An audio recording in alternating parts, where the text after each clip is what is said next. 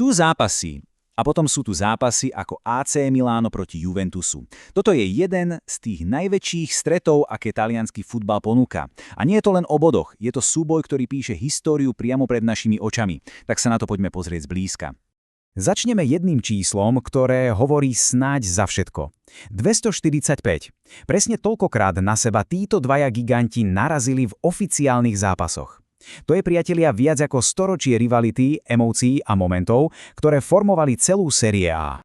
A presne preto to má takú váhu. Lebo v Taliansku jednoducho nenájdete derby, ktoré by malo dlhšiu a bohatšiu históriu. Každý ďalší zápas je len ďalšou kapitolou v tejto obrovskej futbalovej ságe. No dobre, tak ako to vyzerá, keď sa pozrieme na tie tvrdé dáta?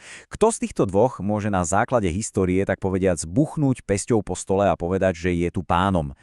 No a tuto máme čierne na bielom.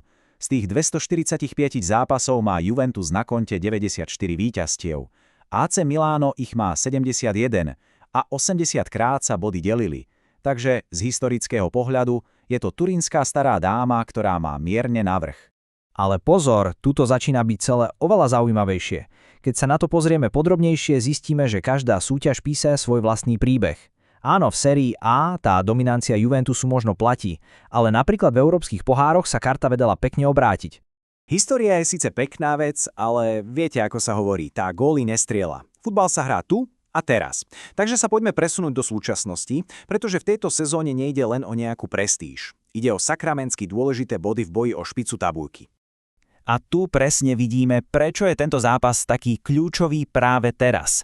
Oba týmy sú v tabuľke natlačené na seba, každý jeden bod má cenu zlata a výsledok tohto jedného zápasu môže poriadne zamiešať karty v boji o titul. No a čo nám hovorí aktuálna forma? Tak tu je ten kontrast, povedal by som, až do očí bijúci. Zatiaľ čo Juventus ide svoju sériu bez prehry, AC Milano v poslednej dobe strieda výhry a prehry. Juventus má vietor v plachtách, Milano sa potrebuje chytiť z stebla.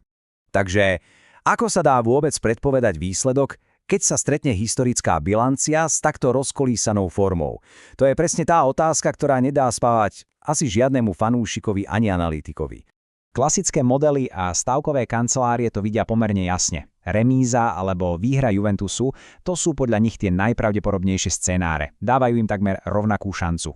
A výhra Milana, tej sa pripisuje len maličká 10% šanca. Lenže musíme sa opýtať, je toto naozaj všetko? Čo ak tie tradičné modely niečo dôležité prehliadajú? Čo ak sa v tých dátach skrýva niečo viac, nejaká hodnota, ktorú bežné oko nevidí? A presne tu na scénu prichádza technológia. Platformy ako Futbal.sk totiž menia pravidlá hry. Využívajú umelú inteligenciu, ktorá prechádza tisícky dátových bodov, aby priniesla úplne nový pohľad na predpovedanie zápasov. A aby bolo jasné, toto nie sú len nejaké výstrely do tmy. Bavíme sa tu o globálnej úspešnosti predikcií, ktorá na Football Data dosahuje 64%. To je číslo, ktoré ukazuje, že toto nie je náhoda, ale reálna sila dátovej analýzy. Úplne perfektne to zhrnul jeden z používateľov, istý Matej K. Konečne tipy založené na dátach, nie na šťastí. A presne o tom toto celé je.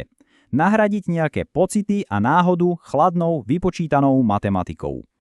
A ako to teda v praxi funguje? Je to v podstate tak, že umelá inteligencia prejde obrovské množstvo dát. Všetko od formy hráčov až po nejaké taktické detaily a hľadá v kurzoch skrytú matematickú výhodu. Je to jednoducho oveľa chytrejší a transparentnejší prístup.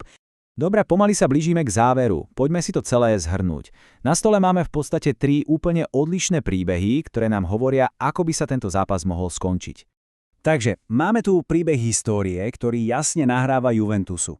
Potom tu máme príbeh aktuálnej formy, ktorý takisto favorizuje skôr Juventusu alebo remízu.